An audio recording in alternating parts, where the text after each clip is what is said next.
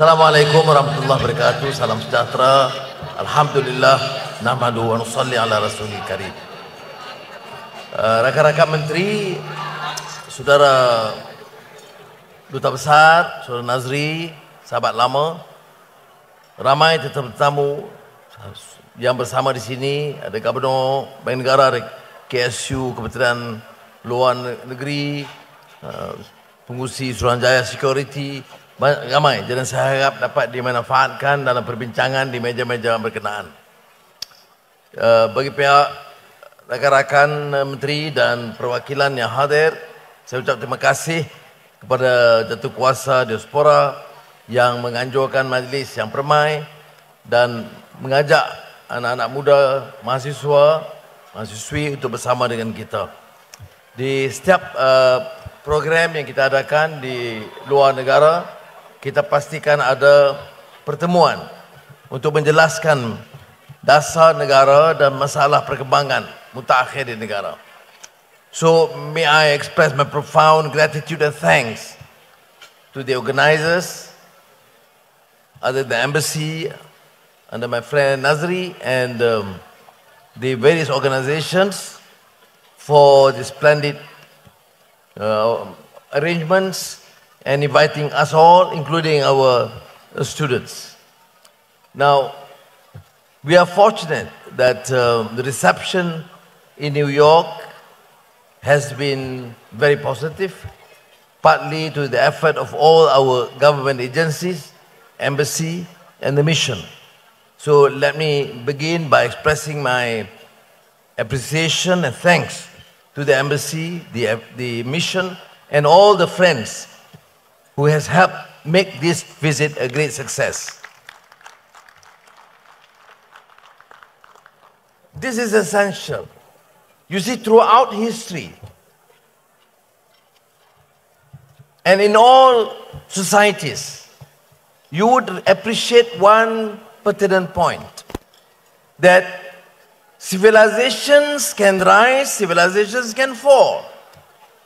The noted Muslim sociologist Abdurrahman Ibn Khaldun wrote in his Muqaddimah, the nomadic society becomes quite sedentary in a city-state, Medina. With the esprit de corps working together, they can rise, build a new culture, establish a modern society with certain ideals to improve the welfare of the society. This idealism has helped forge this new nation. But sometimes after generations, leaders tend to be complacent, corrupt, abuse their power, and you can see a decline in this civilization after the third, fourth generation. The noted American historian Arnold Toynbee used this thesis and talked about a cyclical theory of civilization. Civilizations can rise, civilization can fall. It will rise because of the ideals, the policies that can generate growth, equity, justice. A society based on principles and values. Let us take the case of the United States of America. One is familiar with Alexis de Tocqueville, a noted French philosopher who visited America in the early period. He wrote a wonderful, should I say, a compelling case to defend the fabric of the original fabric of the American society. His book entitled Democracy in America.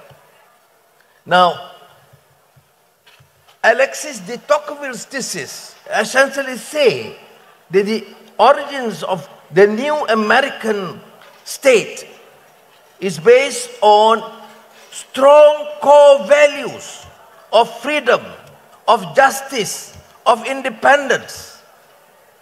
And it stems from a clear conviction, and that is stemming from the habits of the heart. It's important. The habits of the heart. The habits of the heart of the society. They cherish freedom. That give meaning to the state through good values. Meaning of justice. That's why in the early period, you find this society wanting independence from the colonial British and emerge as a cohesive force. Why? Through the habits of the heart. They want freedom. They cherish justice. They want the state to survive as a new nation, a successful nation. But according to Arnold Toynbee, not necessarily about the United States, but societies in general and nations in general can rise because of these ideals, but may fall because of poor governance, corruption, abuse of power, and lackadaisical attitude, particularly among leaders. So you must remember that Malaysia is not necessarily a state, a nation that will continue to survive and excel if we do not take note of the observation by people like Ibn Khaldun or Arnold Toynbee in the United States, the historian. Now, we have come to a stage in Malaysia. If you in New York, you in the States, who have been here for 40 years, 20 years, 10 years, will realize there was a period that people accord respect and confidence to this new emerging country named Malaysia. Then there was a period that Malaysia was known to be a corrupt nation, a nation with leaders who squandered wealth. That is the perception. Maybe right, maybe partly right, maybe true, may not be true, but the perception was pervasive among fund managers, investors, potential investors in this country. Notwithstanding what they say, I would suggest this. We together, we Malaysians, be it those living in Malaysia or here, the diaspora, must realize, must seize this opportunity. Let us begin anew. Let us prove that Malaysia can succeed.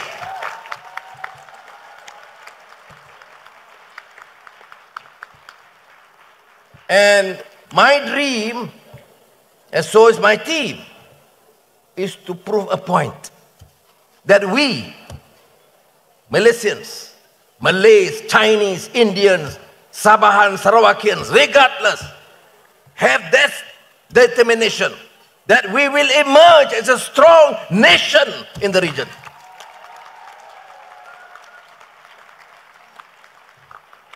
But we must start with this clear position. Enough of racism, enough of corruption, enough of religious bigotry.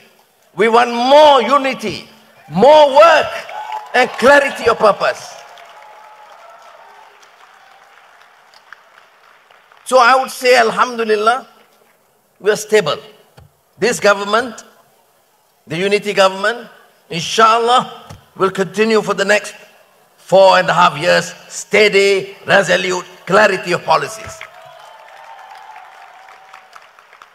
And thanks to my colleagues, after the initial, should I say, not necessarily turbulence, initial